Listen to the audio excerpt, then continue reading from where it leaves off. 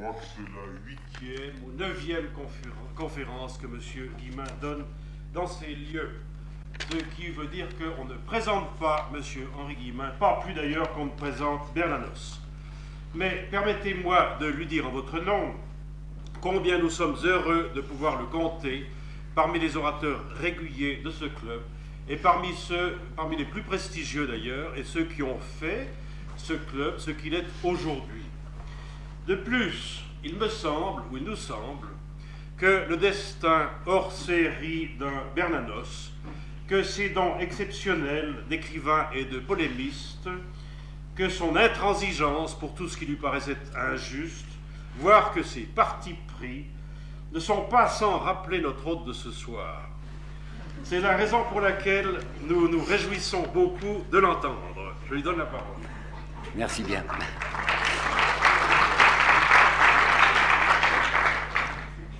Je voulais dire en commençant que si Peggy semble s'éloigner de nous, Bernanos en est plus proche. J'en suis pas très sûr, parce que c'est la 3e fois que je fais cette conférence et je m'aperçois que le nom de Bernanos ne groupe pas grand monde. Il semble qu'il est partiellement oublié, cet homme, et j'essayerai peut-être de le ranimer un peu. Voyez-vous, je voudrais qu'on regarde ensemble 2 choses. D'abord, sa trajectoire, ça sera l'essentiel de mon exposé, et puis dans la 2e partie de cet exposé, je tenterai, comme je fais toujours, de m'approcher de sa personnalité intime et secrète. Alors, trajectoire, eh bien, il est né en 1888 et il est né à Paris. À cause du nom qu'il porte, Bernanos, qui n'est pas un nom très français, on a supposé une ascendance espagnole. Il se plaisait lui-même à parler de je ne sais quel conquistador qu'il aurait dans ses ancêtres. Ça n'a jamais pu être vérifié. Ce que l'on sait avec exactitude, c'est que son grand-père paternel était du côté de Strasbourg et qu'il avait été ouvrier agricole, journalier. Et que quand ce grand-père est venu travailler sous le Second Empire à Paris, il était tout simplement manœuvre. Quant aux grands-parents maternels, c'étaient des cultivateurs du Berry. Le père, qui s'appelait Émile Bernanos, et qui, comme vous voyez, n'avait pas d'argent, puisque son père était un manœuvre, s'est bien débrouillé, et il avait créé à Paris un petit magasin de tapissier, qui peu à peu est devenu tapissier décorateur. Il s'est débrouillé, il avait probablement le sens des affaires, il est arrivé même à être le fournisseur d'une des ambassades, l'ambassade de Turquie à Paris. Enfin, ce monsieur est ce qu'on peut appeler en France un parvenu. Vers 1900, il est riche. Il achète en 1900 une très grande maison à Fressin, dans le Pas-de-Calais, dans l'Artois, une maison qui a une apparence de château. Et Bernanos nous racontera des petits détails qui montrent que son père voulait vivre comme un châtelain.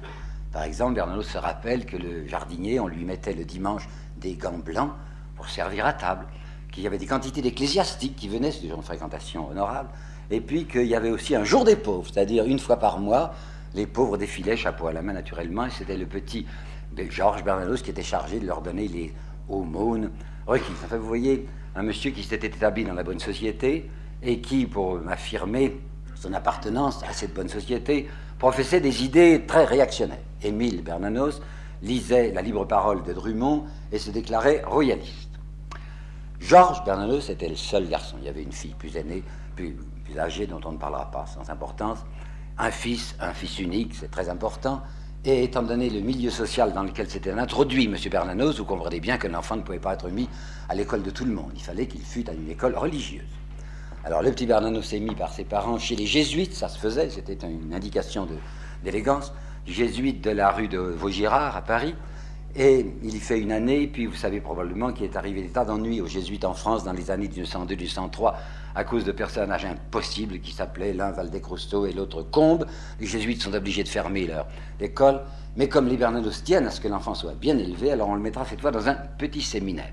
C'était l'astuce qu'avaient trouvé les gens de bien pour que les enfants continuassent à être bien élevés. On faisait croire qu'ils avaient une vocation ecclésiastique, ils n'en avaient pas du tout, mais ils étaient du moins sous une férule religieuse indispensable à leur morale. Alors il est au petit séminaire de la rue Notre-Dame-des-Champs et il y travaille très mal. On a ses notes, quand il est en 3e, il est 32e sur 35, quand il est en 2e, il est 25e sur 28, enfin ça va au plus mal comme vous voyez. Mais il est possible que ça tienne aussi à sa santé. Parce que je sais, et il en a peu parlé, c'est de même important, que sa santé lui jouera toujours beaucoup de tours.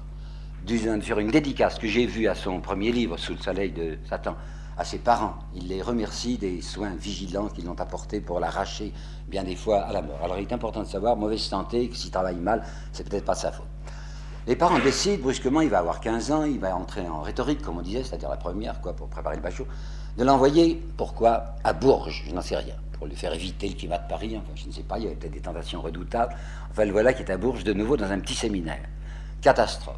Il est refusé, il échoue au baccalauréat en juillet, il échoue encore au baccalauréat à l'automne. Alors on le déplace parce qu'il a fait amitié avec un de ses professeurs qui s'appelle l'abbé Lagrange, qu'il aime bien, et cet abbé Lagrange vient d'être nommé justement dans l'Artois, là pas bien loin de Fressin, à Aire-sur-la-Lys, collège Sainte-Marie, je crois. Alors le jeune Bernanos va redoubler sa première au collège Sainte-Marie, là, avec son abbé Lagrange, mais au bout de l'année, il est encore étendu à son baccalauréat. C'est la troisième fois qu'il échoue au bachot. Conditionnellement, on l'accepte dans la classe de philo, et par bonheur, il arrive enfin à décrocher ce bachot à l'automne, si bien qu'il peut faire sa philo, et cette fois il n'aura pas d'échec, mais il a tout de même 18 ans, et à ce moment-là c'était tard en France, 18 ans pour être bachelier complet. Ce que l'on sait sur sa première adolescence, c'est qu'il n'est pas du tout en révolte contre ses parents.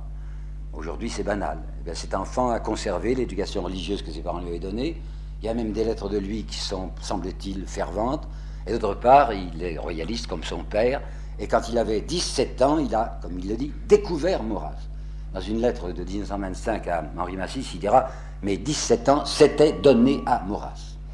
Je vais vous apporter là une première citation qui a son intérêt pour le petit personnage que j'essaye de décrire.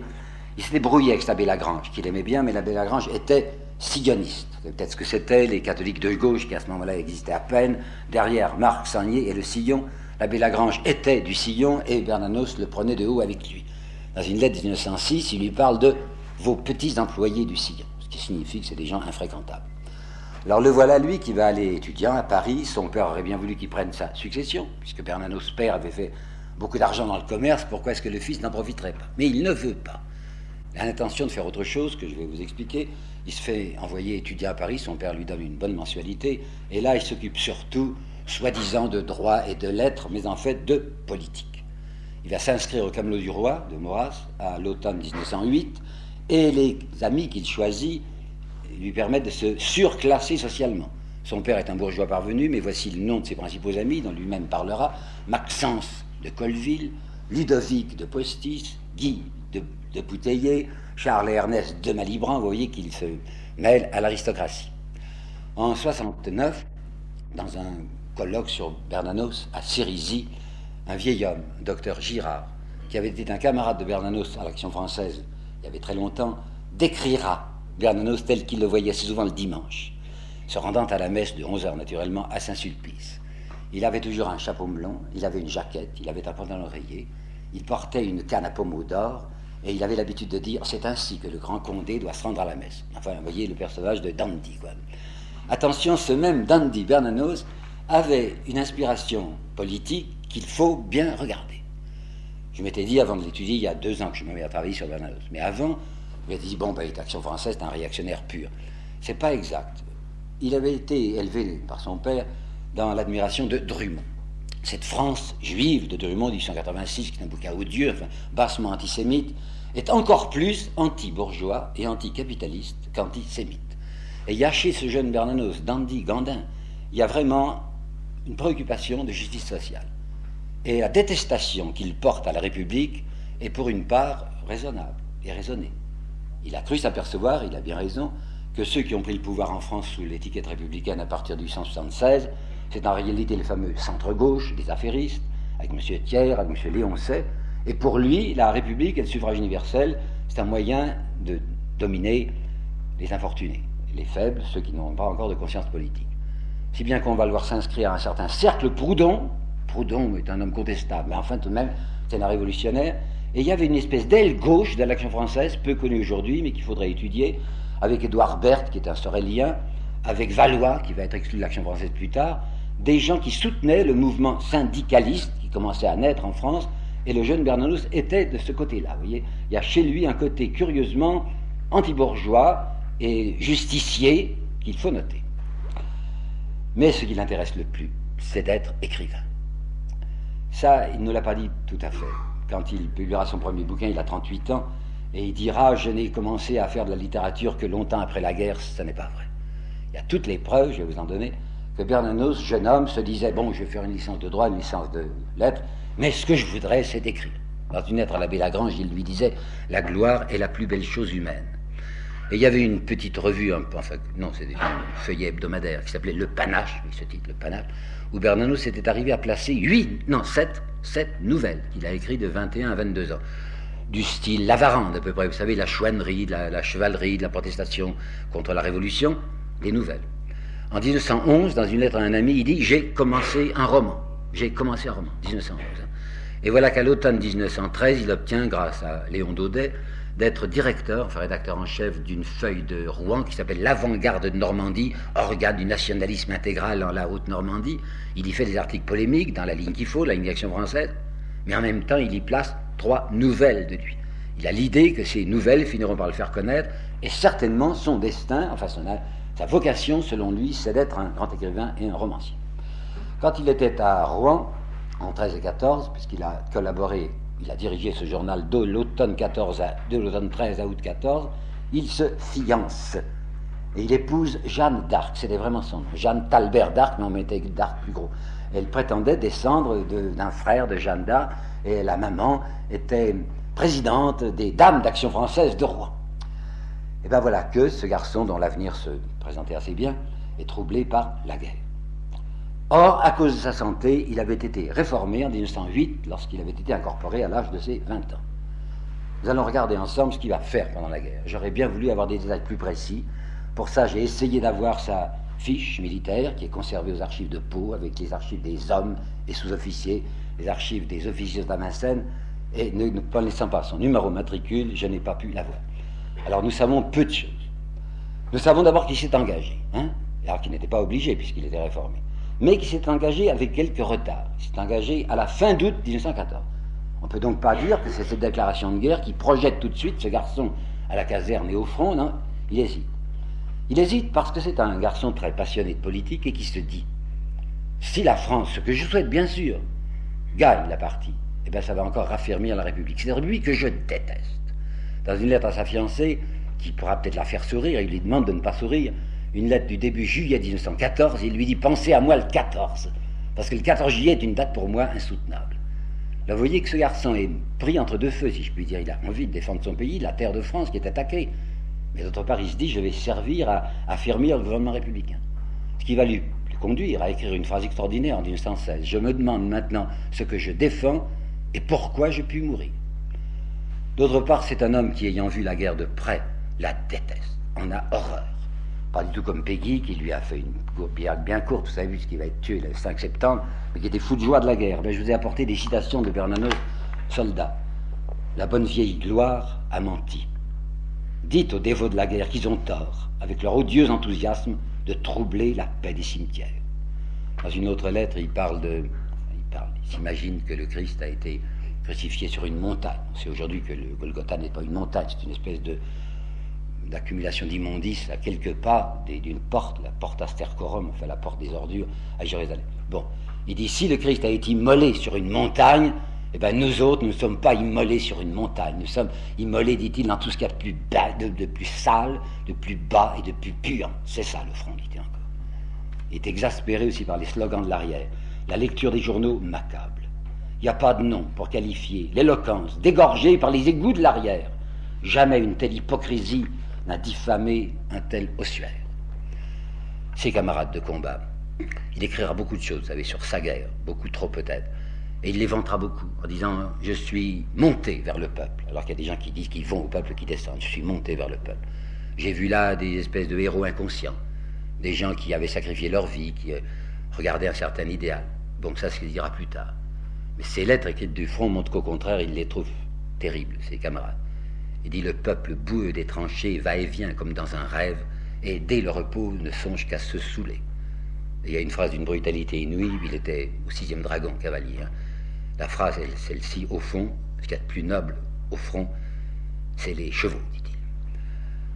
En 18, alors qu'il s'est marié en 17, le 11 mai 17, qu'il a une petite fille, Chantal, on pourrait croire qu'il y a une certaine optimisme en lui. Enfin, il a épousé celle qu'il voulait, il a un enfant, la guerre semble bien tournée, et il écrit lettre sur lettre à Dombès, qui était un religieux, qui était son directeur, si vous voulez, son directeur de conscience, des lettres qui, vous n'imaginez pas, le ton de cafard, ces lettres. Il est accablé. Il lui dit « Les choses auxquelles je croyais le plus fort sont pour moi comme vidées de substance, et Dieu veuille que ma petite Chantal n'ait pas ce côté sombre qui est le mien, et ce trou d'ombre où je me retire pour ruminer contre le genre humain. » Il y a une lettre de lui en 1945 que je voudrais vous apporter en conclusion de ce Bernanos et sa guerre. Vous voyez que c'est pas guerre. Un neveu à lui, qui s'appelait Guy Attu, avait combattu dans les forces françaises libres. Il a fait ce qu'on appelle une belle guerre. Et quand Bernanos l'avait vu revenir de ses combats, il l'avait trouvé très viril, très mûri. Il lui avait dit « La guerre t'a fait l'homme que tu es. » Et il ajoutait au souvenir de sa propre guerre « Quant à ma guerre à moi, elle m'avait complètement raté, dit-il. » Le lendemain de la guerre est encore plus pénible, si je puis dire, que la guerre elle-même. C'est un homme découragé que nous avons devant nous. Découragé parce qu'en effet, c'est ça, la République a gagné. Et je vais vous dire des choses violentes, ce n'est pas moi qui parle, c'est Bernanos. Il dit « Ce sont tous les mêmes, ils sont encore là. Poincaré, l'avoué véreux, dit-il, je ne sais pourquoi. Briand, la gouape. Clémenceau, le carabin positiviste, ils n'ont pas bougé. On nous a fait une paix qui s'appelle la paix de Versailles. Elle est pleine de guerre, cette paix. On nous a fait une vague organisation du monde, wilsonienne, soi-disant, qui s'appelle la Société des Nations. C'est une hypocrisie et un simulacre. Et mes camarades de combat, mais je m'en doutais bien, ils s'en occupent pas de la France, dit-il. Ils n'ont aucune idée, c'est de rentrer chez eux pour faire l'amour, voilà ce qu'il dit, ou pour se saouler. Que la France devienne ce qu'elle voudra, ça ne les intéresse pas du tout. Et puis cet état d'esprit, dit-il, et je crois que c'est vrai, du Paris du lendemain de la guerre n'a pas été très beau. Évidemment, un monsieur Brisson, directeur du Figaro, qui avait beaucoup d'argent, pourra parler quelques années plus tard des années folles, parce que ceux qui avaient de l'argent s'amusaient en effet, que ce Paris du lendemain de la guerre était merveilleux pour les riches. Bernanos n'était pas un homme riche. Et il disait, l'atmosphère de Paris, c'est celle d'un bordel, disait-il. Et ce qu'il y a d'affreux, c'est de voir les béquillards eux-mêmes entrer dans la farandole, et les gazés aux pommettes en fleurs vont cracher entre deux danses leurs poumons dans les lavabos. Ce qui l'écrase le plus, ce qui le dégoûte le plus, au fond il ne le dit pas mais je l'ai bien deviné, c'est qu'il avait cru qu'il allait pouvoir faire une carrière littéraire après la guerre. Il y a une lettre de lui du 20 juin 1916 à sa fiancée, une lettre exaltée, où il lui dit « Ma tante Octavie, bon, une parente qui s'appelait Octavie et qui était liée avec les Fayard, c'est le grand éditeur Fayard, vient de me dire que Fayard lui-même, à un dîner auquel assistait Léon Daudet, l'Action française, et Bainville, l'Action française, que Fayard a déclaré qu'il se chargeait de mon avenir littéraire si je revenais du front. » Ben, il est revenu du front, il a écrit au front. Les lettres à sa fiancée mentionnent tout le temps un roman qu'il écrit, une pièce de théâtre qu'il compose, je me débat avec mes personnages, dit-il dès qu'il est au repos. Je suis convaincu qu'il a essayé de présenter aux éditeurs des choses qu'il avait écrites. Et Fayard n'a pas tenu parole. Il avait compté sur ce Don Besse dont je vous ai parlé, lequel avait en 1917 lancé un quotidien dans la lignée de l'Univers, ça ne vous dit plus rien. L'Univers, c'est un grand journal de Louis Veuillot qui avait eu un immense succès à la fin du 19e siècle. Don Besse avait essayé de ressusciter l'Univers. Et il s'était dit, Bernanos, sûrement il va me prendre dans la rédaction. En août 1919, l'Univers s'effondre. Alors du côté de l'Action française, on ne l'aide pas. Du côté de l'Univers, il n'y a plus rien. Fayard ne bouge pas, si bien que Bernanos est là, inutile, ne réussissant à s'imposer nulle part, ayant essayé de travailler de nouveau avec l'avant-garde de Normandie qui ne reparaît pas, dégoûté parce que l'Action française a cessé de parler du coup de force, que Daudet s'est fait élire député, et qu'il lui semble que l'Action française trahit sa mission, qui était une mission de lutte contre la République, et maintenant on l'accepte, la République, puisqu'on admet le suffrage universel. Et il écrit dans une lettre « La muraille inexorable se referme sur moi ». Que faut-il faire? Il faut bien qu'il travaille. Maintenant, en 1919, il a 2 enfants. Alors, comme par bonheur, le beau-père est dans les assurances, comme on dit, ben, il va rentrer tristement dans les assurances. Alors, le beau-père, M. Talberda, le charge d'être inspecteur pour la compagnie La Nationale dans les départements de l'Est, avec résidence à Bar-le-Duc. Ça ne l'excite pas, mais enfin, il faut vivre. Et il le fait bien, son métier. Il y a une lettre de lui de mars 1924, où il dit, parlant de ses petits-enfants, il en a déjà 3 à ce moment-là, on parlera de moi plus tard dans la famille comme, alors les mots que je vais vous dire, il les met dans sa lettre avec des traits d'union, le grand-père dans les affaires qui a gagné beaucoup d'argent. Mais cette phrase, c'est ne que. Je ne serai pour mes petits-enfants, je ne serai que le grand-père. Ne que, parce que ça n'intéresse pas de gagner beaucoup d'argent. Ce qu'il voudrait, c'est d'écrire. Et il continue à écrire. Dans ce métier qu'il fait d'inspecteur, où il est tout le temps sur les routes, dans les hôtels, il transporte des manuscrits. Il fait des nouvelles, pas bonnes. Il y en a une pourtant qui est acceptée par la revue hebdomadaire en janvier 1922. Il croit que ça y est, que c'est l'étincelle et que tout va flamber. Pas du tout, à la suite de cette nouvelle qui n'était pas mauvaise, qui s'appelle Madame d'Argent. On lui refuse les autres nouvelles. Quand il deviendra, vous allez le voir, célèbre, il les replacera, ces nouvelles, pour n'avoir pas travaillé pour rien. Il y en a une qui s'appelle Une nuit, qui ne vaut pas grand-chose. Une autre qui s'appelle Dialogue d'ombre que la NRF prendra en 1928, ce sont des choses qu'il avait écrites comme ça pendant qu'il faisait son métier d'assureur. Cette farce, disait-il, cette farce du métier d'assureur. Et il avait imaginé un personnage qu'il appelle le curé de l'ombre, et l'ombre, c'est un petit patin qui existe dans le Pas-de-Calais, et il imagine ce curé de l'ombre à la ressemblance du curé d'Ars, et il suppose qu'un certain Auguste de Saint-Martin, qui est en réalité Anatole France, et qui venait de mourir en 1923, serait venu voir ce curé de l'ombre. Alors il a fait une petite nouvelle, où cet Anatole France déguisé est en présence de cette espèce de curé d'Ars. Cette nouvelle lui a donné l'idée d'en écrire une autre, avec une fille révoltée, qui a 2 amants, qui s'appelle Mouchette, qui se conduit très mal. Puis peu à peu, il a l'idée de coudre, de joindre 3 nouvelles qu'il avait faites et d'en faire un seul bouquin, à l'aide d'une unité un peu factice. Ce bouquin s'appellerait « Sous le soleil de Satan ». Un garçon qui est de ses amis depuis très longtemps, qui s'appelle Robert Valéry Rado et qui est dans la frange de l'Action française, recommande ce manuscrit à Massis. Massis en parle à Maritain. Maritain dirigeait la collection du Roseau d'Or. Le Roseau d'Or accepte de publier pour la première fois du Bernanos, qui a 38 ans, et la Maison Plomb fera un tirage considérable. Il faut vous dire que Bernanos est extrêmement appuyé par l'Action française et qui était très lu à ce moment-là, et que Léon Daudet ne se contentera pas de faire un article, mais 2 articles, et 2 articles retentissants, vous savez, extraordinaires. 7 et 26, je crois, avril 1926, le premier s'appelant « Révélation d'un nouvel écrivain, un grand écrivain nous est né ». Nous nous demandions après la guerre quel serait l'écrivain de l'après-guerre. Il est trouvé, c'est Georges Bernanos. C'est que Bernanos donne des gages, hein, et Daudet ne manque pas de le souligner. Il dit dans son article, ce jeune monsieur Bernanos appartient à la génération qui vomit littéralement la République, la démocratie et toutes les saletés adjacentes. Il faut donc savoir que le très grand succès du soleil de Satan, j'ai toujours envie de dire soulier de Satan, hein, de soleil de Satan, il tient pour une part à son appartenance politique. Hein. Néanmoins, c'est un vrai succès. Preuve, 60 000 exemplaires en 2 mois, c'est beaucoup. Aujourd'hui, on fait mieux, mais enfin, à ce moment-là, en 2 mois, 215 articles au mois de juin, 215, des articles français et étrangers, parce qu'il y a une traduction allemande, traduction anglaise tout de suite, et la Maison Plomb est tellement contente qu'elle lui donnera maintenant 15% par exemplaire vendu au lieu de 10%. Alors cet homme qui a 4 enfants maintenant, et qui gagne bien sa vie comme assureur, fait un coup de tête, folie quoi, il décide de ne plus être assureur et de vivre de sa plume. Et naturellement, ça va mal tourner. Plomb lui avait fait un contrat pour 5 romans. Alors il s'applique, puisqu'il n'a plus que ça à faire, à écrire des romans. Il avait conçu un roman que Plomb lui dit, en faites-en 2, ça se vendra mieux. Et le premier s'appellera donc L'Imposture, le second s'appelle La Joie, mais dans sa pensée, c'est le même personnage. Et du reste, à la fin de L'Imposture, vous pouvez dire la suite sera publiée l'année prochaine sous le titre de La Joie. Il se rend bien compte que c'est pas fameux ce qu'il fait. Je rame sur cette galère nommée Joie, dit-il. Néanmoins, il va obtenir le prix Femina pour sa joie. Une prix Femina que la Maison Plomb a obtenu, parce que vous savez, les prix littéraires, c'est toujours les éditeurs qui les obtiennent. Enfin, il y a ce prix. Il sait que ça ne vaut pas grand-chose. Et nous avons devant nous un Bernanos qui commence à se ronger, en se disant, ces livres sont très mal vendus, malgré le prix Femina. Et puis, il a eu tout un tumulte intérieur, parce qu'il s'est rapproché, bien sûr, de l'Action française, étant donné que Daudet était si gentil pour lui. L'Action française se fait condamner à ce moment-là par le pape. Bernanos est extrêmement embêté, il ne veut pas rompre avec l'Église, mais d'autre part, maintenant, il ne veut pas se brouiller avec l'Action française. Alors il va dire plus tard, j'ai laissé l'Action française se rapprocher de moi. C'est pas très vrai. C'est lui qui s'est beaucoup rapproché de l'Action française, qui a parlé 4 fois à l'Institut de l'Action française, qui collabore à l'Action française. J'ai publié, dira-t-il, 4 articles. Non, il a publié 9 articles. Et puis à chaque séance de rentrée des étudiants de l'Action française, salle Bullier, il y a en 1927 une lettre de Bernanos, un message que l'on acclame, et les autres fois, 1928, le 11 décembre 28 et le 11 décembre 29, il est là, présent devant ses étudiants, se faisant acclamer comme royaliste.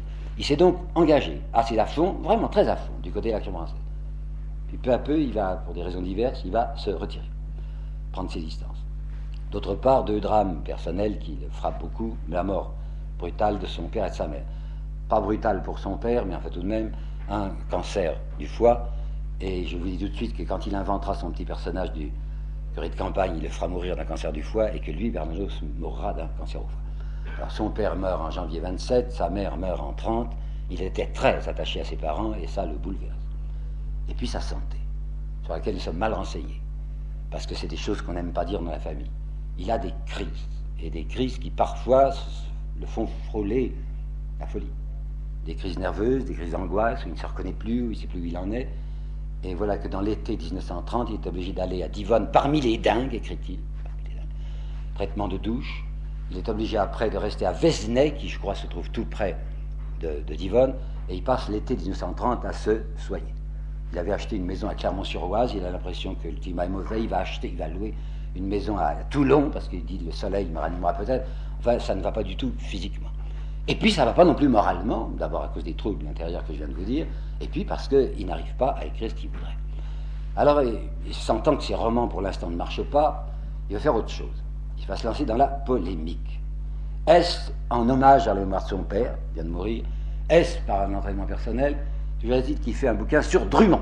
Pourquoi la mémoire de son père? Puis je l'ai dit, le père Bernanos était passionné par Drummond, et le voilà qui fait un livre à la mémoire de Drummond, dont il changera de titre, il appellera ça La grande peur des bien-pensants. C'est risqué ce qu'il fait. C'est risqué parce qu'il dit des choses que son milieu n'attendait pas. Soit, toi, il continue à glorifier Léon Daudet et Maurras, il continue à parler de l'affaire Dreyfus comme on a parlé de l'Action française, c'est-à-dire dans un attachement de mensonges, il ne se rend pas compte que ce sont des mensonges, mais il répète du très crozon. Mais à côté de ça, dans ce même bouquin, il dit des choses tout à fait inattendues. Exemple, il est entendu du côté de l'extrême droite que l'on doit cracher sur Jaurès. Et lui, il parle 3 fois de Jaurès, et très bien. Il dit la voix du grand Jaurès, c'est perdu. Il parle de sa magnifique nature. Il parle de ce rayonnement échylien qui sortait de Jaurès. Voilà des choses qu'il ne faut pas dire dans son milieu. La Russie, depuis 1919, c'est le pays impossible, c'est les soviets. Et lui, il ose écrire ceci, la prodigieuse expérience russe. Il va parler contre ce qu'on appelle les hommes d'ordre. Il dit les hommes d'ordre, c'est exactement le contraire de l'ordre. Et il parle en particulier de cette bourgeoisie accroupie, dit-il, accroupie sur ses biens, et qui, toutes les fois que les misérables ou que les affamés remuent, s'occupe à resserrer d'un tour, puis d'un tour encore, l'ordre administratif vissé par Bonaparte. Ces choses-là ne sont pas favorables quand on appartient au milieu qui est le sien. Il se rend compte que ça va lui porter tort. Alors le voilà qui revient au roman, puisqu'il a promis 5 romans. Nous sommes en 32 maintenant, puisque la grande peur est de 31. En 32, il essaye un premier roman qui avorte, qu'il appellera Un mauvais rêve, dont on publiera en 54 ce qui reste. Il essaye un autre roman qu'il appelle d'abord La paroisse morte, qu'il appellera ensuite Monsieur Wynne, mauvais titre. Ça veut dire oui, non, et c'est Gide qui voudrait décider. Bon, ben son Monsieur Wynne avorte aussi. Au bout de quelques semaines, il dit j'en sors pas moyen. Et voilà une lettre de lui qui est de février 1932 à son meilleur ami, Robert Verlirado. Je suis dans une situation impossible. Il n'a plus d'argent. Ben, cette année 32, vous savez, c'est l'année sinistre de sa vie. Si je n'aimais pas Bernanos, je ne parlerais pas de lui. Mais je crois que même quand on aime quelqu'un, il faut dire les choses telles qu'elles sont, même si elles sont désagréables. Et bien, c'est une année fâcheuse pour lui. Parce qu'il est pris à la gorge par les questions d'argent, parce qu'il a ses 4 gosses, 5 maintenant, 32, 5, et il ne sait plus comment vivre. Alors il va accepter une proposition qu'il n'aurait peut-être pas dû accepter, Coty, vous savez, le parfumeur François Coty, qui possédait déjà le Figaro, et qui va lancer maintenant un journal à 3 sous, c'était du dumping, parce que les autres étaient 4 sous, qu'il appelle l'Habit du peuple, qui est un homme, un arriviste, un assez bas arriviste, ce Coty, essaye de réunir des écrivains et a fait faire par Verlirado une proposition à Bernanos. Et Bernanos va entrer dans la rédaction de l'Ami du peuple.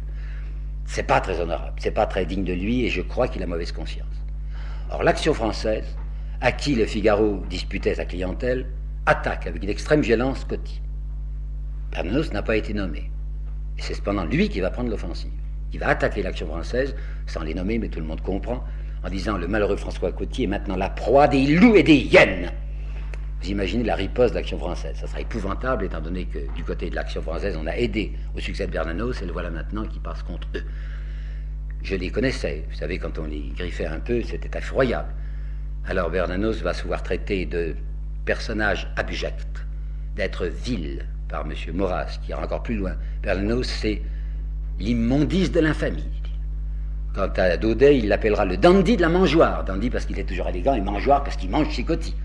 Puis un autre de l'Action française, qui s'appelait Maurice Pugeot, va déterrer ou inventer des histoires qu'il est allé trouver à Rouen, quand Bernanos était, vous savez, à l'avant-garde de Normandie, et disant qu'il a laissé à Rouen un souvenir suspect, le souvenir d'un tapeur et d'un escroc. Bernanos s'était retiré en juin 1932 des journaux de Coty, pour des raisons politiques, en effet, étant donné ce qu'il était. Il ne pouvait pas travailler avec Coty qui était au fond très discipliné à l'égard de la République. Et voilà qu'il va revenir à l'automne. Bernanos, toujours près à la gorge par l'argent, revient auprès de Coty et lui fait des propositions pénibles à lire. Georges Bernanos, écrivant à François Coty, lui dit « Si vous me confiez le Figaro, la direction littéraire du Figaro, j'en ferai un journal tel qu'il pourra être lu de la première à la dernière ligne par toute jolie femme intelligente. Je ne croyais pas que c'était ça que préoccupait Bernanos. Et il ajoute, j'ai trouvé des collaborations. Je me suis assuré, les Tarot, les frères Tarot qui sont les plus disciplinés des bourgeois, hein. J'ai trouvé Marc Chadourne, j'ai trouvé Francis Carco. Francis Carco aime les truands, mais il aimait bien aussi la bonne société. Et j'ai trouvé Léon Bérard, c'est l'homme des humanités qui voulait imposer du latin à tout le monde. En fait, champion anti-bourgeois, on était servi. Hein. Bernanos était en train de se perdre. Mais voyez-vous, il n'était pas inscrit dans les archives du futur que Bernanos serait collaborateur de Coty. Coty se méfie, le lâche, le laisse tomber. Bernanos retrouve sa liberté par bonheur, mais il retrouve aussi sa misère. Au début de l'année 1933, il ne sait plus comment faire. Il faut qu'il recommence son Monsieur Wynne. De nouveau, il patauge, il ne peut pas s'en tirer. En février 1933, il écrit toujours à son meilleur copain « J'ai 180 francs en caisse, c'est tout », avec ses 3 gosses. Et en juillet 1933, il a un accident de motocyclette à Montbéliard qui lui broie une jambe, pas moyen de la réparer, et dorénavant, il vivra comme un infirme sur 2 cannes. À la fin de en septembre, cette même année 1933, un 6e enfant chez lui, il n'a toujours pas d'argent. Alors en 1934, il s'acharne à recommencer son Monsieur Wynne. Là, je vais vous dire des choses grossières, mais c'est Bernanos qui parle. Il dit, ce Wynne, quelle lugubrerie noire. Il dit, j'en ai assez de pisser tout le temps contre le même mur. Sans résultat, ajoute-t-il. Ce livre me dégoûte, mais la vie me dégoûte encore bien davantage. Je ne désire pas mourir, mais je souhaiterais être mort, dit-il. Et il ajoute, je ne crois plus en moi, voilà la vérité. C'est un homme qui, à ce moment-là, est vraiment perdu, en fait, qui a l'impression que c'est fini, et crise sur crise. Il essaie d'en parler en souriant à ses amis Valéry. Je me suis payé ces 15 derniers jours de jolies petites crises de délire nocturne, d'angoisse nocturne, dit-il. De jolies petites crises d'angoisse nocturne. Sa santé est dans un état affreux, et en mai 1934, il écrit au Valéry Radeau, je suis absolument résolu à foutre le camp. C'est le mot qu'il emploie, à foutre le camp. Bon, il ne veut plus voir la France. On lui a dit, oh, je sais bien à quoi il pense, hein. Il pense à l'Amérique du Sud, où il finira par aller, vous allez voir. Parce que son Maxence de Colville, vous vous rappelez peut-être, Maxence de Colville, un copain d'autrefois, était allé au Paraguay en 1913, et du Paraguay, lui avait écrit des lettres enthousiastes en disant c'est merveilleux. Puis il était revenu à cause de la guerre.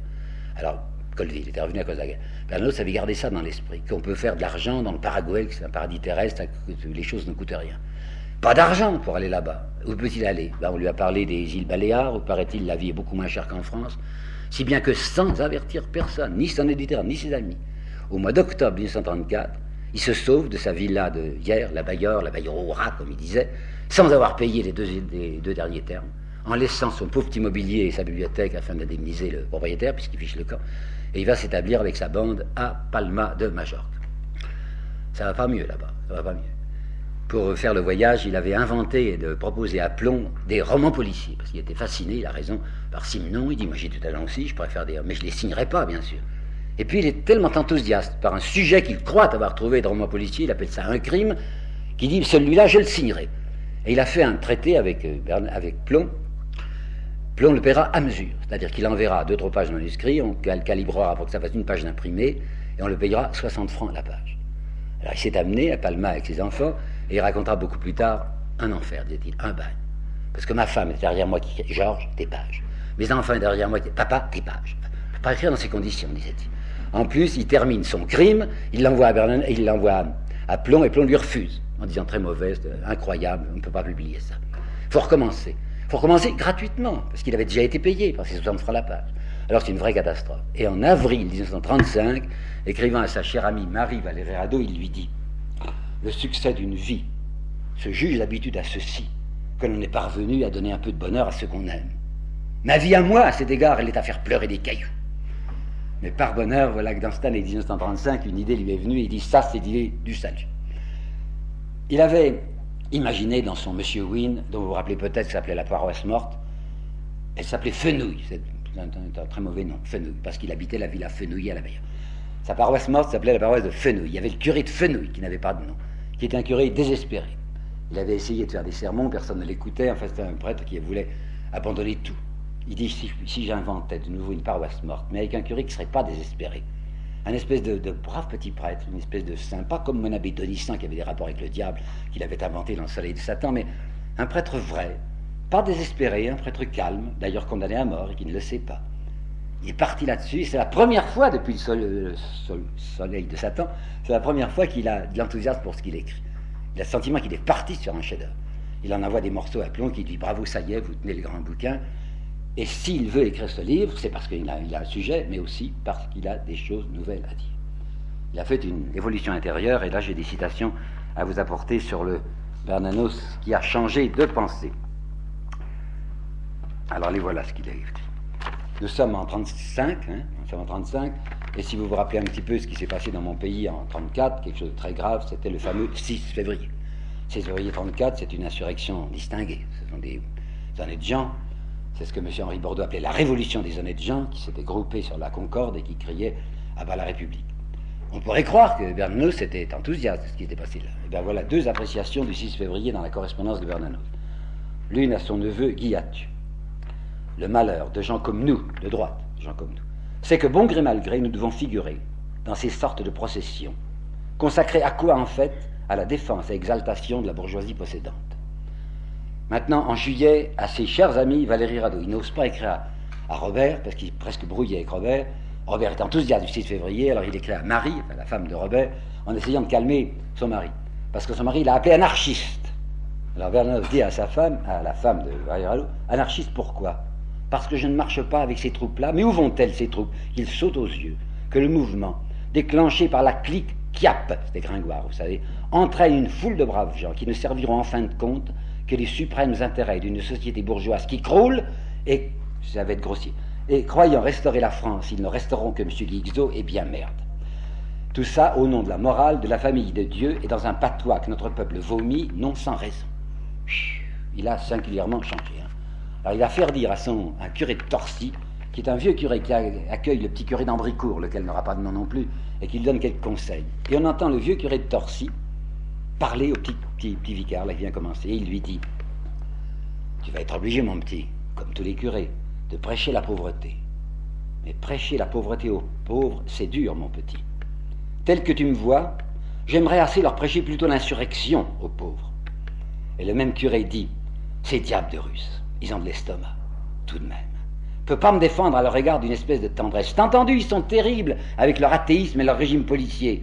Mais, je vais lire lentement, ce que dit Bernanos par les lèvres du curé de Torcy.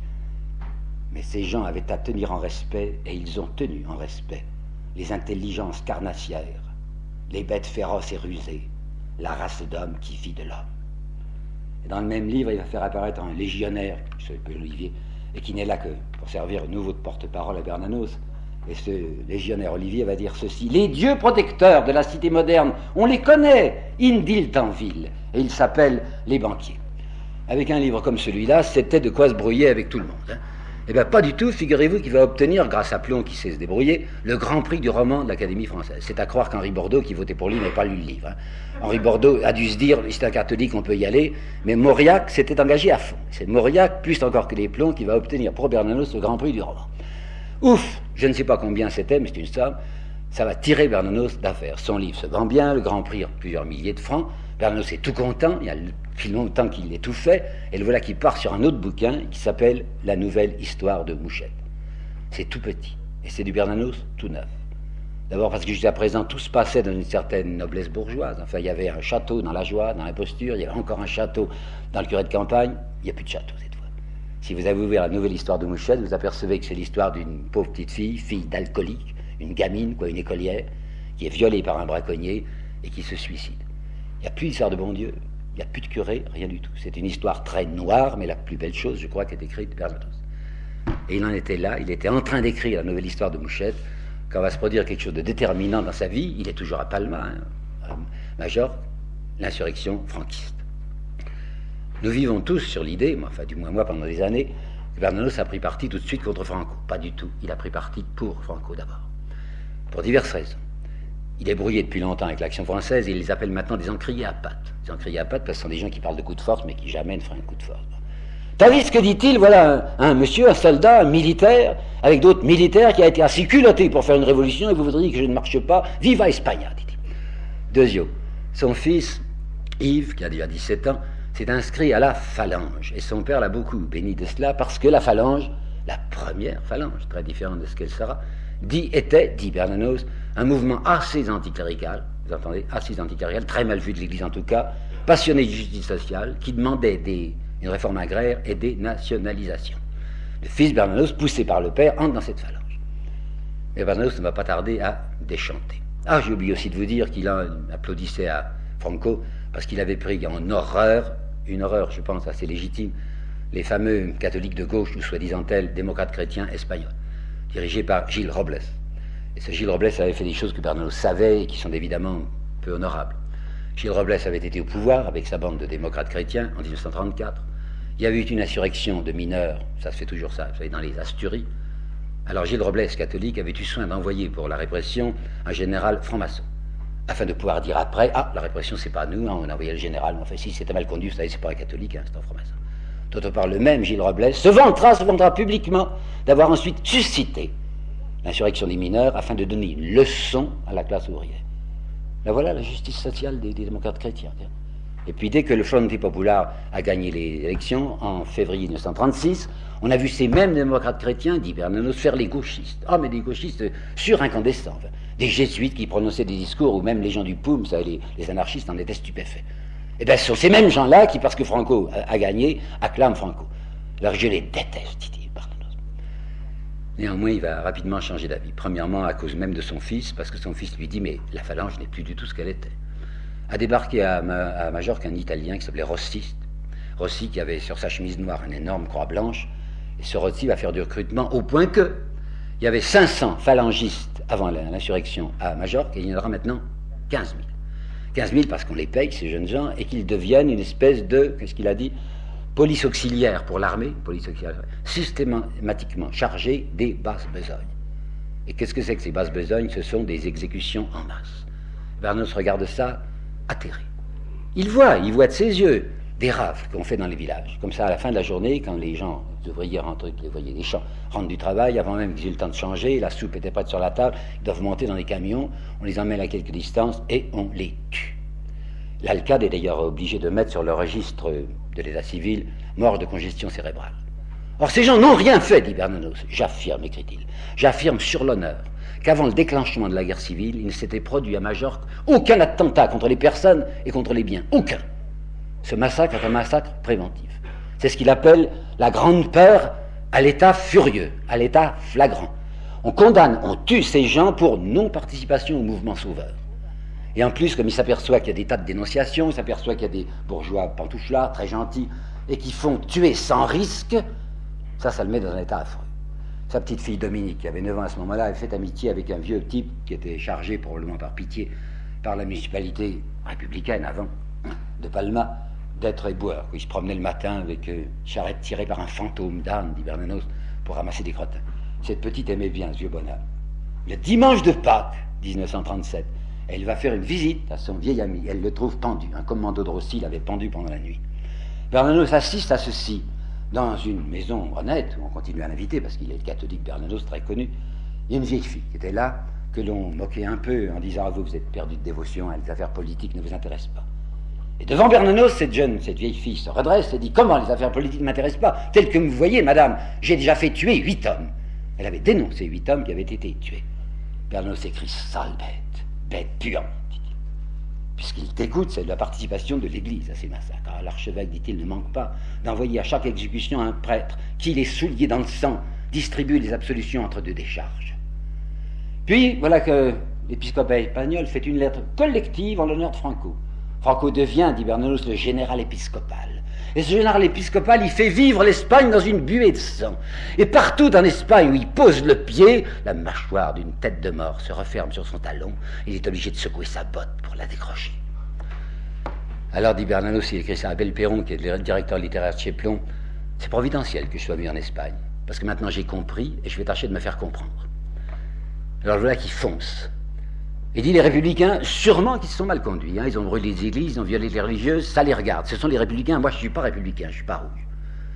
Mais ce que font les catholiques m'intéresse, parce que je suis catholique, dit Bernanos, et que ce que font mes religionnaires me compromet moi-même. Et je ne peux pas l'accepter. Et il faut que je proteste. Alors il va attaquer vos seigneuries, comme il dit. Il va écrire une lettre directe aux évêques d'Espagne. Et comme les évêques d'Espagne disaient que la lutte de Franco se justifie par la défense légitime des propriétaires, Bernanos leur dit légitime défense des propriétaires, mais c'est très bien, seulement je me demande, seigneurie, pourquoi vous distinguez entre ceux qui ont le droit et ceux qui n'ont pas le droit de défendre leur propriété à coups de fusil? Vous autorisez ces messieurs à défendre à coups de fusil leur maison, même s'ils en ont plusieurs, mais vous ne permettez de voir la même chose aux autres qui défendent leur salaire, même qui n'ont que ça pour vivre. Et puis quand les affamés remuent, vous exigez contre eux, vous bénissez à leur égard, au nom du Père, du Fils et du Saint-Esprit, les arguments à répétition qui sortent des mitrailleuses. Il ne peut plus rester à Palma, ça lui paraît absolument étouffant, il rentre en France et c'est la France du Front Populaire. Et dès qu'il arrive dans cette France du Front Populaire, il s'aperçoit, dit-il, que tout y a bien changé. Et que les bien-pensants d'autrefois, ceux auxquels il appartenait, enfin les gens de droite, ils ont changé de haine. Autrefois, c'était des nationalistes, c'était des chauvins. L'ouvrier syndiqué a pris chez eux la place du Boche, dit-il. Quand je leur dis à mes amis nationaux, mes amis nationalistes, quand je dis, mais l'Espagne, elle est pleine d'Italiens, on sait bien que les Italiens sont nos ennemis. Et ils me répondent, beaucoup d'Italiens, tant mieux, jamais trop. Et quand j'ajoute, mais il y a aussi des Allemands, bravo, il y a des Allemands. Il dit, mais qu'est-ce qu'ils pensent? On dirait, dit-il, que les journalistes italiens de langue française, font la loi dans la presse nationale. Au point que si M. Mussolini descendait à Paris, il se trouvait là chez lui, comme autrefois un prince étranger dans un entresol parisien. Il dit aussi, c'est extraordinaire de penser que mes camarades d'autrefois, ces maniaques contre l'Allemagne lorsqu'elle était exsangue et inoffensive, quand c'est l'Allemagne de Weimar, et qui lui crachait à la figure. Maintenant que l'Allemagne est surarmée et dangereuse, au contraire, respect à l'égard de cette Allemagne. Au contraire, c'est très bien tout ce qui se passe du côté de M. Hitler, du moment que c'est l'ordre, c'est parfait. Ils aboient contre le dictateur rouge qui ne nous demande rien et qui est très loin, afin de couvrir le bruit que font les dictateurs qui ne sont pas rouges et qui sont tout près de nous et qui nous menacent. Mais ce qui va être la goutte d'eau, si je puis dire, qui va faire déborder le vase, c'est un détail, un incident qui lui est arrivé, il le raconte, c'est le 15 mai 38, à Paris. Il avait traversé une rue, et puis on ne pouvait pas passer parce qu'il y avait un cortège. Ce cortège, c'est des vieux et des vieilles, dit Bernanos, qui réclamaient cette pension des vieillards depuis si longtemps promise et toujours différée. C'était, dit Bernanos, comme un défilé de cours des miracles.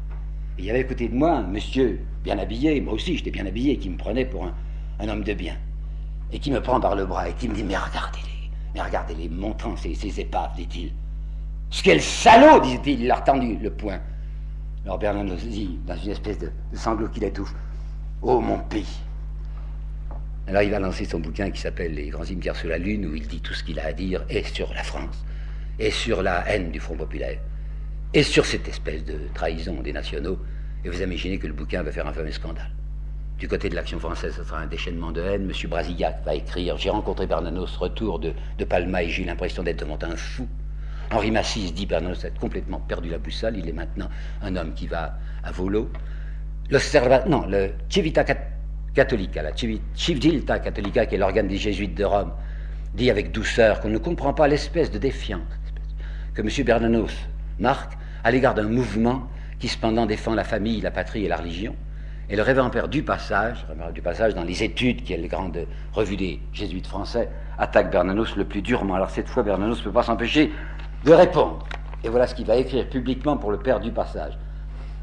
Quand une torpille tombe dans la rue et fait sauter jusqu'à l'appui de sa fenêtre le cadavre éventré d'un gosse, le révérend père Dupassage commence par observer le ciel, non pour y invoquer le Seigneur, mais pour tâcher de reconnaître si l'avion est bien pensant.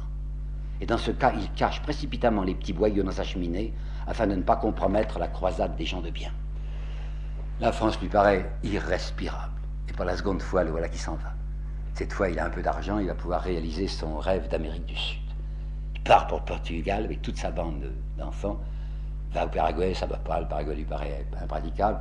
Il va s'établir au Brésil, changeant du reste pas mal de domicile, allant de Vasouras à Pirapora, et de Pirapora à Barbacena.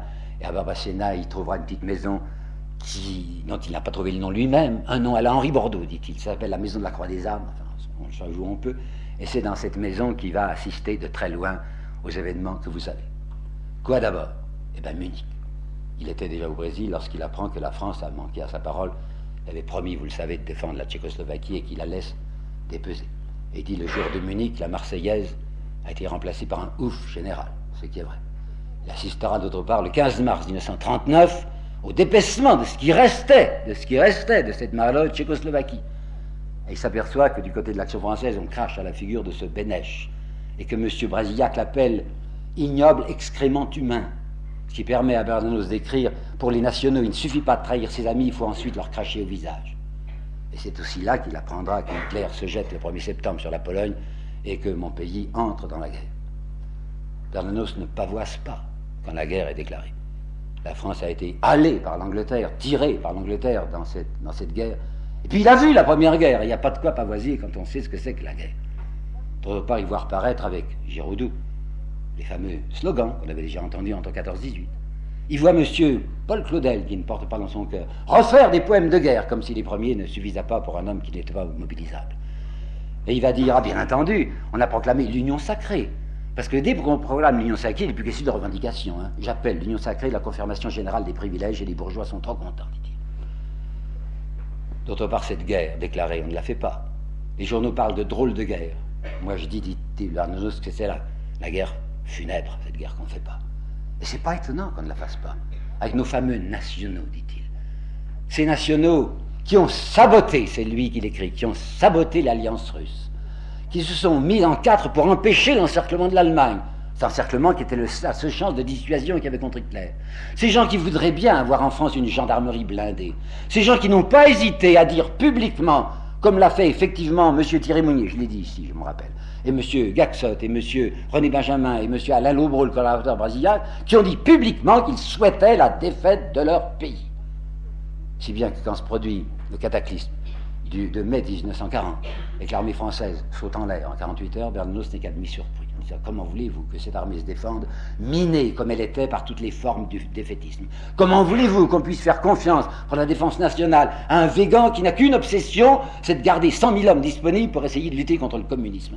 C'est tout, il ne pense pas à autre chose. Et alors Bernanos écrit des choses d'une violence que je trouve légitime, où il dit l'histoire sera bien obligée d'enregistrer ce qu'il faut appeler littéralement et positivement la trahison des nationaux.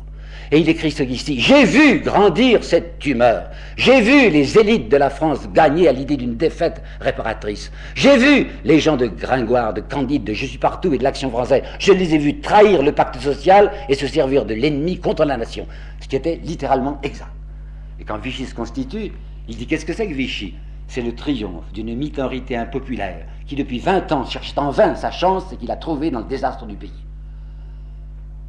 L'idée de génie du maréchal Pétain, dit Bernanos, c'est d'avoir placé la réputation sous le signe de Verdun. Et l'unique préoccupation de M. Philippe Pétain, c'est de faire ce qu'il appelle sa révolution nationale grâce à des décrets signés Philippe et contresignés Adolphe.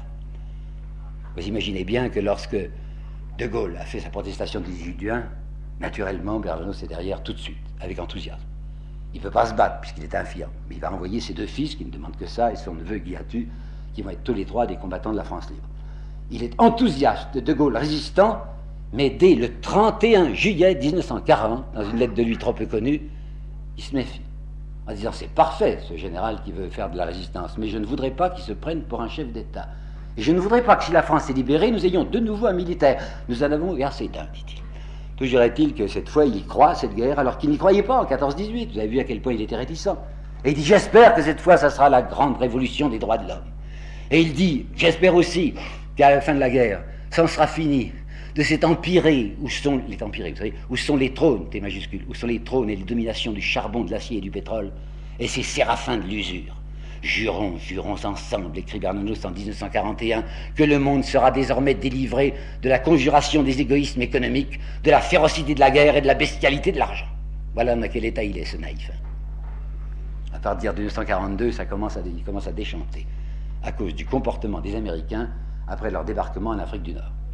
Il s'est aperçu par les journaux que les Américains étaient tout prêts à s'entendre avec Darlan. Vous vous rappelez que Darlan, qui était l'archi-collaborateur, qui était allé voir Hitler au mois de mai 1941 et qui avait offert à Hitler la disposition des aérodromes français de Syrie et qui était un homme de collaboration, les Américains sont prêts à s'entendre avec Darlan. Et même à s'entendre avec les proconsuls vichysois qui règnent à Dakar, en Tunisie et ailleurs. Alors quoi, dit Bernanos, vous voulez vous entendre avec les mêmes hommes qu'Hitler? Quand Darlan, par bonheur, est assassiné, alors les Américains présentent un monsieur qui s'appelle le général Giraud. Le général Giraud, c'est un scénariste américain, dit De Gaulle. Et si on le laissait faire, il nous préparerait tout simplement une nouvelle pétainerie. Oh, comme j'ai peur, dit-il, que ces Américains veuillent que la France libérée ait son berceau dans les dépendances du vieux palais d'Hérode. Et j'ai horriblement peur, dit-il, qu'une fois de plus, on voit confisquer au profit d'intérêts particuliers l'espérance des hommes. Si bien qu'en 1943 et en 1944, les articles que Bernanos écrit au Brésil sont emplis d'une fièvre d'inquiétude, en disant comment est-ce que je vais trouver mon pays après la guerre. De Gaulle est entré à Paris le 24 août, et le 22 septembre, il fait envoyer à Bernanos un télégramme au Brésil en le priant de revenir en France. Pour des raisons multiples, Bernanos ne viendra pas tout de suite. Il est appelé en septembre 1944, il ne va rentrer qu'en juillet 1945. Il y a beaucoup de raisons. Il y a des difficultés de famille sur lesquelles je n'aime pas m'étendre. Il y a ces crises nerveuses qui ont recommencé. Et il y a l'épouvante de ce qu'il va voir en France. Enfin, il rentre quand même, et tout ce qu'il redoutait se vérifie à ses yeux. Là-bas, de l'autre côté de la mer, on lui avait fait croire que la libération de Paris avait été un héroïsme incroyable. Il dit, je m'étais imaginé les divisions de la Wehrmacht venant s'écraser sur les barricades parisiennes couronnées d'insurgés aux bras nus. Alors, dit, maintenant je sais ce qui s'est passé. Paris ne s'est soulevé que quand les Américains étaient tout près, quand il n'y avait plus de risque, quand il y avait 2000 Allemands, c'est tout à Paris, alors qu'on ne nous raconte pas une libération héroïque de Paris, ce n'est pas vrai. Il y a 1%, même pas un demi-pourcent de la population parisienne qui a pris des risques. Et encore. Alors, mensonge que cette libération de Paris. Et l'épuration. L'épuration, on a tué des lampistes, entendu. On n'a pas touché aux généraux intouchables, dit-il. Et quand je pense à l'attitude de Weygand au procès Pétain, on a eu raison de le condamner et de ne pas l'exécuter. Mais quand je pense au comportement de Weygand, qu'on a vu ce jour-là, insolent, cambré et roulant de la prunelle, je ne comprends pas que le public ne l'ait pas hué. Non, intouchable. Les généraux qui sont responsables, les généraux qui ont abandonné leur poste, intouchables.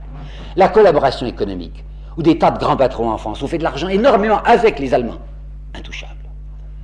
Puis l'apaisement. Il y a un nouveau thème maintenant en France, d'ailleurs béni par les Américains, apaisement, réconciliation nationale. Et il dit, intégrer les corrompus, c'est propager la pourriture.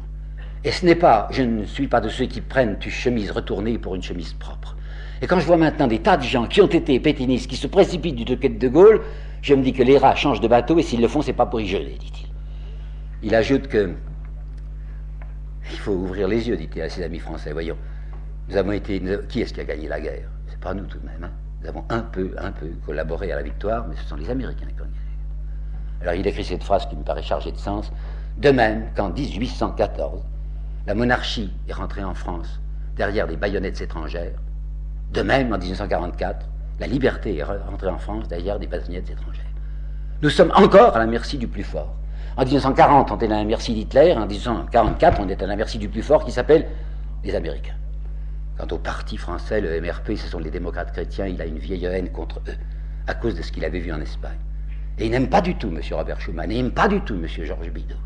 Et il dit, ces démocrates chrétiens, avec leur justice sociale, justice de peur, mais justice pharisienne, justice sans amour.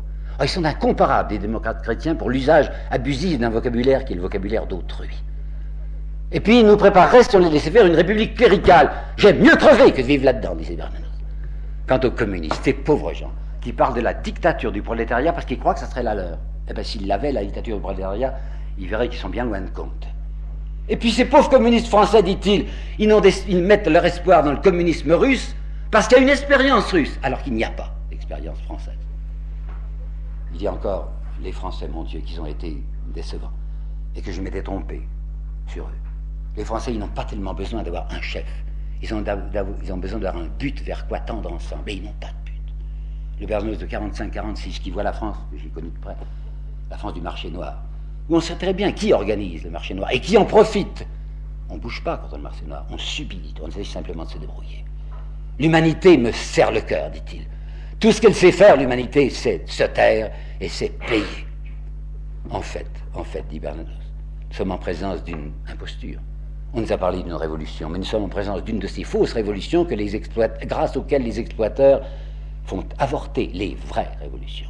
Et je dis bien imposture, et pardonnez-moi, Bernanos écrit ceci, c'est même emmerdant de sortir d'une imposture, l'imposture Vichy, pour tomber dans l'imposture de Gaulle. Et il ajoute dans une lettre à un camarade, André Rousseau, je suis dans un état de fatigue morte, écrit-il, dans un état de fatigue morte. J'ai l'impression que mon pays... Attendez, ce qui m'entoure, ce n'est plus la solitude, c'est le vide. J'ai l'impression que mon pays est mort et que je ne m'en étais pas aperçu. Je lui survivais sans le savoir, puis-je lui survivre en le sachant. Alors pour la troisième fois, Bernanos s'en va. Vous l'avez vu s'enfuir en octobre 1934, vous l'avez vu partir en juillet 1938. Voilà qu'à l'automne 1947, il quitte la France. Il va d'abord en Afrique du Nord et il songe à s'établir s'il a un peu d'argent en Sicile. Ben, c'est en Afrique du Nord que la mort va commencer à le saisir. Il a fait fabriquer à ce moment-là un certain dialogue des Carmélites, qui était une commande. C'était le père Bruckberger qui voulait faire un film et qui lui avait, d'après une nouvelle de Gertrude von Leffer, la dernière à l'échafaud, et on avait indiqué à Bernanos à peu près le thème qu'il devait traiter. C'est pas un livre de lui, c'est pas un livre qu'il a choisi, mais il écrivait de son mieux son dialogue Carmélite, et l'ayant à peine terminé, il est obligé de s'aliter sous ce qu'il appelle une attaque biliaire, et puis une seconde attaque biliaire. En fait, il a un cancer au foie. On va le ramener par avion à l'hôpital chez Mondor, d'abord chez Mondor à Paris en juin. Mondor lui ouvrira le ventre et refermera en disant qu'il n'y a plus rien à faire. Et le 4 juillet 1948, à 5 heures du matin, Bernanos meurt. Il était dans sa 61e année. Il venait de dire, ce qui m'entoure, ce n'est pire que la solitude, c'est le vide. Eh bien, on le verra à ses funérailles. Parce que figurez-vous qu'il n'y aura personne à l'enterrement de Bernanos. C'est à Saint-Séverin, dans cette église qu'il aimait, qu'on a fait le service funèbre. Pas un membre de la hiérarchie ecclésiastique, pas un représentant de l'évêché, pas un représentant du pouvoir, et 2 catholiques sont au pouvoir, c'est M. Schumann qui est président du conseil, et c'est M. Bidot qui est des affaires étrangères, pas un représentant. Pas un représentant de l'Académie, il n'en était pas. Pas un écrivain, si, un seul écrivain, Malraux, qui était là. Et comme personnalité, parmi ces toutes petites fouilles, il n'y avait presque rien. Simplement une délégation du gouvernement républicain espagnol en exil. Voilà, j'ai fini ma longue première partie, la trajectoire de Bernanos. On va maintenant regarder le monsieur si on peut. Mais peut-être, comme charnière, faut-il regarder l'écrivain d'abord. Après tout, si vous êtes là plus nombreux que je ne croyais, ce n'est peut-être pas les idées de Bernanos, c'est les romans de Bernanos qui vous intéressent. Ben, à mon sens, il n'a fait que 2 choses bien. Une chose admirable, enfin je vous dis mon sentiment à moi, admirable, c'est la nouvelle histoire de Mouchette. C'est du Zola supérieur. Et puis tout de même, il y a le curé de campagne. Quant à la joie et l'imposture, c'est très mauvais à mon sens, c'est sous le soleil de Satan. Lui-même disait que c'était un feu d'artifice tiré un jour d'orage. C'est très artificiel avec cette rencontre mystérieuse avec le diable. Quant à M. Wynne, qu'il avait peut pas arrivé à faire et qu'il a terminé au Brésil, édition brésilienne en 1942, édition française en 1946, c'est un livre raté. Et il le sait que c'est un livre raté. Extrêmement intéressant parce que c'est plein de souterrains pour la connaissance du personnage profond de Bernanos, mais littérairement, c'est pas un bon livre. Ce qu'il faut savoir aussi, c'est que Bernanos, à partir de Mouchette, n'a plus voulu écrire de roman. À la fin de sa vie, je vois Gaëtan Picon, je vois des gars que je connaissais bien, qui étaient là, le tarauder, en lui disant, écoutez, monsieur Bernanos, vous devriez, au lieu de faire des articles de journaux, nous faire quelque chose dans le genre de la nouvelle histoire de Mouchette. Il ne voulait plus en entendre parler. Il y a un texte de lui de 1939, juste après la déclaration de guerre, où il fait un signe de la main, comme signe d'adieu à cette part de moi-même que j'ai laissée de l'autre côté de l'eau. Cette part de moi-même qu'il a laissée de l'autre côté de l'eau, c'est le Bernanos romancier. Il a des raisons de ne plus vouloir écrire. J'en connais 3. Première raison, il dit, c'est pas sérieux quand on est chrétien, de se contenter d'écrire. J'ai vanné du vent, dit-il, j'ai vanné du vent avec mes romans. La vérité, elle ne veut être ni peinte ni chantée, elle veut être vécue, c'est pas avec des paroles qu'on la vit. Il dit d'autre part que l'écrivain est toujours un imposteur, plus ou moins. Parce qu'il y a la délectation d'écrire et il y a l'affectation involontaire. On en remet toujours trop quand on est un écrivain, dit-il. Il y a un certain langage conventionnel de l'écrivain que je n'ai jamais pris vraiment au sérieux et qu'il m'arrive maintenant de haïr, dit-il. Enfin, il les connaît de trop près, les écrivains, et il dit, oh, les gens de lettres, c'est une faute bien particulière qui est à mi-chemin entre le paon et le dindon. Alors je ne veux plus en entendre parler. Et c'est fini, il n'écrira plus jamais de roman. Est-ce que c'était un grand écrivain? Je ne dirais pas ça. Je dirais que c'était un assez bon écrivain, mais il y a Pascal qui, dans ses pensées, dit, il ne faut jamais mettre 2 mots forts dans une phrase. Déjà, un mot fort dans une phrase, c'est risqué. Si vous lisez Bernanos, vous apercevez que les mots forts y abondent, enfin les expressions violentes et les points d'exclamation. Et cependant, je voudrais donner 2 tout petits exemples, j'en ai retenu que 2, du bon écrivain Bernanos. C'est le début, l'attaque, comme on dit pour un morceau de musique, de Mouchette. Et ça, c'est Marcel Arlan, dans un très court article de 1949, qui a appelé mon attention là-dessus. Il dit, un monsieur, disait Marcel Arlan, qui est capable d'écrire la phrase du début de Mouchette, et de s'y tenir, et d'écrire quelque chose qui est à la hauteur de cette première phrase, c'est quelqu'un. Ben voilà cette première phrase. Mais déjà, ça commence par mais, c'est un culot pour commencer un roman comme ça. Mais déjà, le grand vent noir qui vient de l'ouest éparpille les voix dans la nuit. Voilà la première phrase. La deuxième chose que je voudrais vous dire, c'est un détail sur sa maison de Barbacena.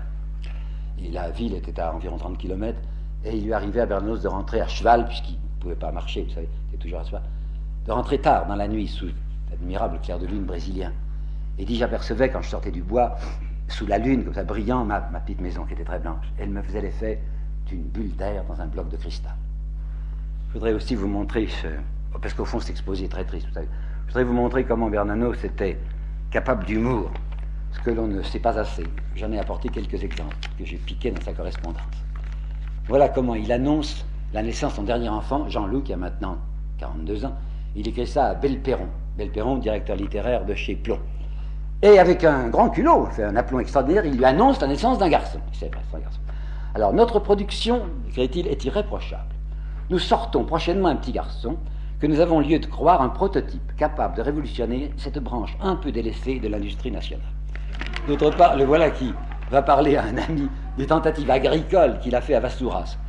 Il dit « J'ai bien des légumes dans mon potager, j'ai bien des poules dans la basse-cour, mais les légumes refusent de grandir, sans doute par excès de modestie, et les poules refusent de pondre, sans doute par excès de vertu. » Il y a encore ceci, il n'arrive jamais à s'y retrouver dans ses comptes. Il est vrai qu'il ne les tenait pas très bien. Alors il dit « Mes comptes doivent être tenus par un ange gardien fantaisiste que je soupçonne de jouer aux courses au paradis avec mes argents. » C'est un homme qui s'amusait à dessiner, beaucoup moins bien que Victor Hugo, mais il faisait des masses de petits dessins caricaturaux dans les marges de ses lettres. On en a reproduit quelques-uns, il y en a un dont je voudrais vous donner une idée. C'est la tombe de Bernanos. Alors il y a une grande tombe, 6J, Georges Bernanos. À côté, il y a l'ange du jugement dernier qui joue de la trompette. Puis Bernanos écrit dessous en légende, l'ange est prié de jouer fort, le défunt étant dur d'oreille. Enfin, je voudrais vous lire quelque chose que j'ai beaucoup aimé, mais c'est tellement vulgaire, vous allez m'en vouloir. Alors, c'est une lettre à Jean Tenant, un camarade qui s'appelle Jean Tenant, et qui voulait venir voir à la Baillore, là, après d'hier, et il avait à lui indiquer, c'était assommant, des horaires d'autobus. Alors, il fait semblant que cette lettre est rédigée par Titine. Titine, c'est ma 3e secrétaire. Il n'en a aucune, naturellement. Alors, Titine commence comme ça. Le maître, nous prie, monsieur, de vous aviser que, alors horaire, etc. Postscriptum confidentiel.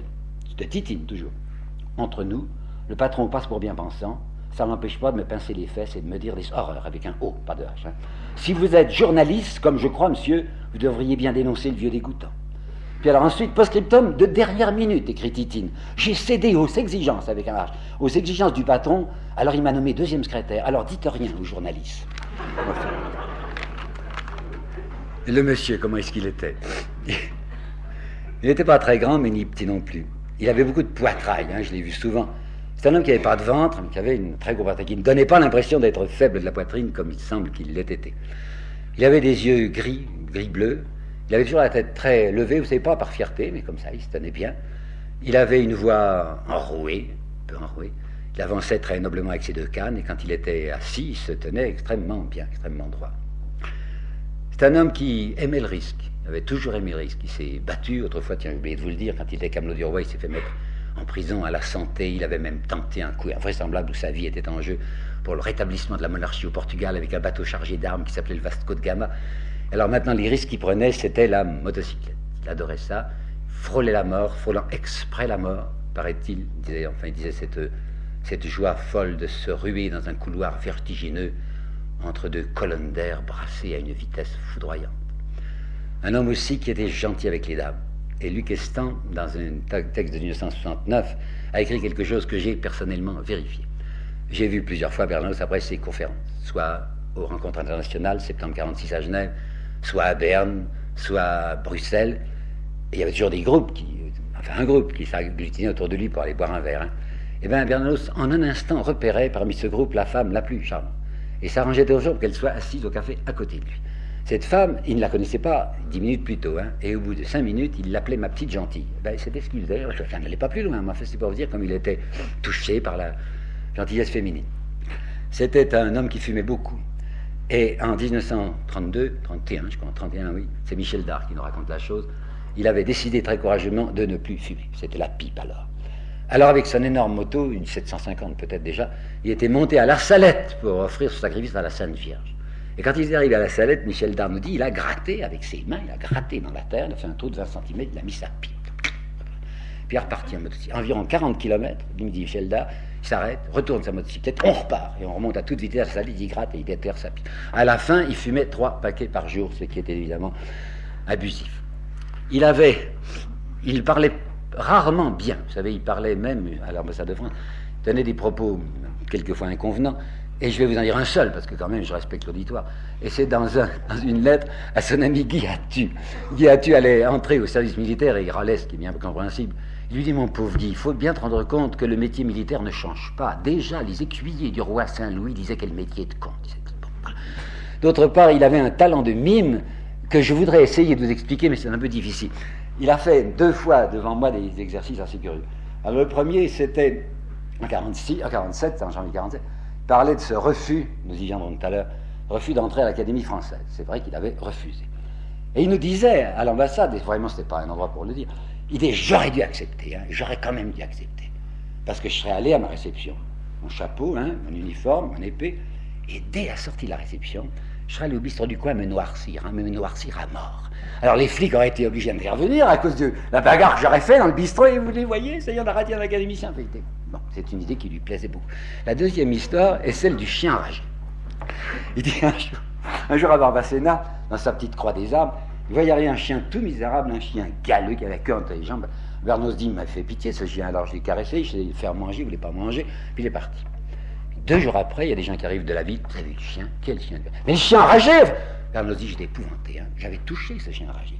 Alors j'avais conviction que j'avais vu de la barbe et que je devais être enragé. Ce jour-là, on devait m'emmener à 200 km en voiture. Alors je monte dans la voiture, et pendant perpétuellement, au cours de cette expédition, en auto, je sentais, quand on passait près d'un ruisseau, ou même une petite mort, je sentais distinctement les spasmes, l'hydrophobie dans la gorge. Je devais, dit-il, rouler des yeux épouvantables que mes voyageurs, mes camarades ne voyaient pas, mais je m'attendais à chaque instant à me jeter sur eux pour les mordre. Enfin, toujours dans ce genre pas sérieux, nous allons redevenir très sérieux. Juste au moment du départ, en janvier 47, après un numéro incroyable qu'il avait fait contre Michelet, sur ces 2 cannes, il était près de la porte de l'ambassade. Il se retourne vers nous, il était une vingtaine, l'ambassadeur très bien à côté de lui. Je ne vous ai pas raconté ça, dit-il. Quoi donc? Alors on écoute. Alors il dit, voilà, je connais une phrase remarquable prononcée par un ivrogne qui est victime d'un dédoublement de personnalité. Et j'ai noté tout de suite la phrase parce que je crois qu'elle mérite de vous être dite. Écoute, Gustave, il dit, je vais aller voir où je suis. Mais si je revenais pendant que je suis parti, retiens-moi bien pour que je sois encore là quand je reviendrai. Voilà. Je ne sais pas si c'est lui qui l'a inventé, mais elle est pas mal, Je voulais encore vous dire, oui, c'est un personnage qui avait des souterrains, Bernanos, il n'était pas facile à connaître. C'est un homme très divisé, on voyait très bien que ce chrétien était en même temps très attiré par les choses belles. Il y a un côté de paganisme chez lui. Il y a une très belle lettre de lui à Anna de Noailles où il dit, vous avez des sortilèges contre lesquels j'ai passé mon temps à me défendre. Ces grandes rumeurs que vous faites de feuilles remuées et de mers lointaines. Et en même temps, c'est quelqu'un qui veut se défendre contre ces tentations en se disant, il y a de beau, il y a que ce qui est durable, que ce qui ne se corrompt pas. Et en même temps, chez lui, il y a une espèce de fascination de ce que nous appellerons la décomposition et le pourrissement. C'est un homme qui est fasciné par la pluie, par la nuit, par les feuilles tombées, par le bruit de succion, dit-il, que font les feuilles mortes quand on marche sur elles, avec des grosses bottes. Un homme qui dit, au fond de chaque être humain, il y a un lac de boue qui ne cesse pas de monter lentement.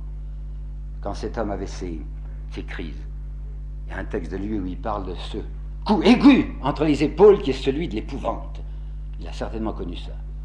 Je ne sais pas le contenu de ces angoisses. Je sais simplement qu'il a parlé d'une hémorragie de l'âme, comme si toute son âme s'en allait. Si vous lisez M.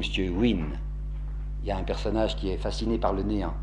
Je peux vous dire que Bernanos était assez souvent comme ça. Les choses auxquelles il croyait le plus lui paraissaient tout à coup dénuées de toute réalité, de toute substance. Enfin, sans que je puisse m'étendre, et vous comprendrez très bien pourquoi. Bernanos, c'est quelqu'un qui a été ravagé par des problèmes de famille. Et je me bornerai à une phrase qui est imprimée, donc c'est pas moi qui fais une indiscrétion. Quand il arrive avec toute sa petite tribu là-bas au Brésil, il écrit à une amie, le mot de maison reprend enfin son sens. J'espère que le mot de famille le reprendra peut-être aussi. Bon, alors ce Bernanos, vous savez, il était entouré d'adversaires. Vous n'imaginez pas les choses affreuses qu'on a écrites quand il fut mort. En 1961, une publication qui s'appelle Lerne, à l'apostrophe HRN, qui a fait 2 volumes admirables sur Céline, a fait un petit volume sur Bernanos. Il y a eu des réponses pénibles à lire. Lucien rebattait, qui était un collabo, et que Bernanos avait personnellement contribué à arracher au poteau d'exécution. Il va faire une déclaration sur Bernanos méprisante, en disant c'est un homme qui me donne le mal de mer tellement il avait de déséquilibre. Robert Poulet, autre collaborationniste, va écrire à 2 reprises, en 61 et 69, des textes abominables sur Bernanos en l'accusant d'insincérité. Un autre homme de Pétain qui s'appelle Kléber Edens, qui vient d'avoir un grand prix, je crois. Kléber Edens dit ce qu'il y a de pire chez Bernanos, c'est son hypocrisie, c'est le dernier mot qu'on puisse employer pour lui. Jean Paulhan de la NRF refusera de répondre. Je ne veux pas m'associer à un hommage pour Bernanos, dit-il. Sa pensée était bien trop fumeuse. Il y aurait trop ou trop peu à dire sur lui.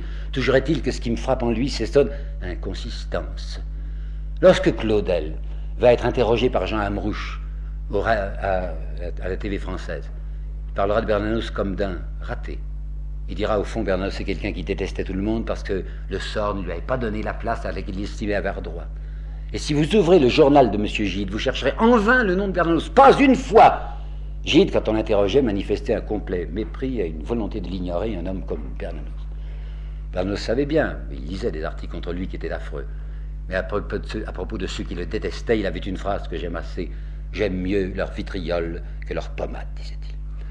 Inconsistant, Bernanos, inconsistant ou gênant. Je crois qu'il était plutôt gênant. Figurez-vous que ce Bernanos disait en 45, 46, 47 des choses qui sont banales aujourd'hui, mais qu'il était le premier à dire. C'est lui qui a parlé d'une économie de marché. C'est lui qui a dit, pour l'économie de marché que nous connaissons, qu'est-ce que l'humanité? C'est une clientèle à satisfaire. Et qu'est-ce que l'homme? C'est simplement une créature qui a un cerveau dans lequel il faut imprimer l'image des produits désirables. Cette économie-là, elle ne parle pas, elle ne pense pas service, elle pense profit. Elle pense rentabilité. Et quand on parle de consommation, c'est une consommation payante. Dès que la consommation n'est plus payante, elle n'existe plus. L'économie de marché, écrit encore Bernanos, se partage les marchés à coups de canon. C'est très utile, les coups de canon, parce que ça fait des destructions, donc ça fait marcher les commandes. Et c'est le même Bernanos qui, en 1946, va dire des choses que nous entendons aujourd'hui, mais qu'il est, je vous le répète, le premier à dire, si on continue cette production pour la production et pour le profit, c'est une curée de la planète.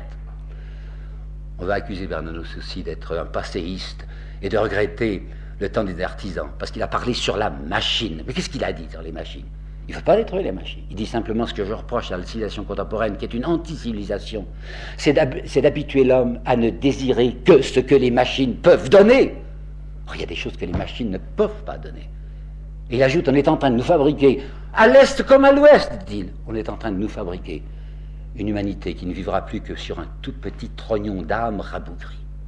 Bien entendu qu'il faut changer les structures, dit-il, parce que ces structures capitalistes, c'est l'iniquité. Mais il ne suffit pas de changer les structures, c'est parfaitement insuffisant. On ne fera jamais une humanité heureuse avec les hommes que nous avons maintenant. Il faut rapprendre aux hommes le bonheur.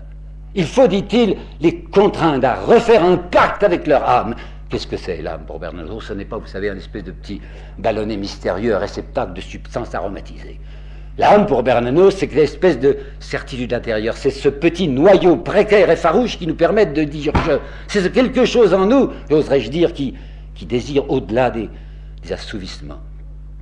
Voyez-vous, Bernanos, plus je l'étudie, plus je crois qu'il y a une profonde unité en lui, en ce sens que, et tout à l'heure je vous l'ai dit exprès à propos du Bernanos d'Action française, et ce côté justicier qui était chez lui. Il y avait des braises qui avaient été déposées chez lui, par Dieu, par la nature, ce que vous voudrez, ou même peut-être par son père, par la lecture de Drummond. Et ces braises, elles se sont mises à flamber, finalement pour tout emporter.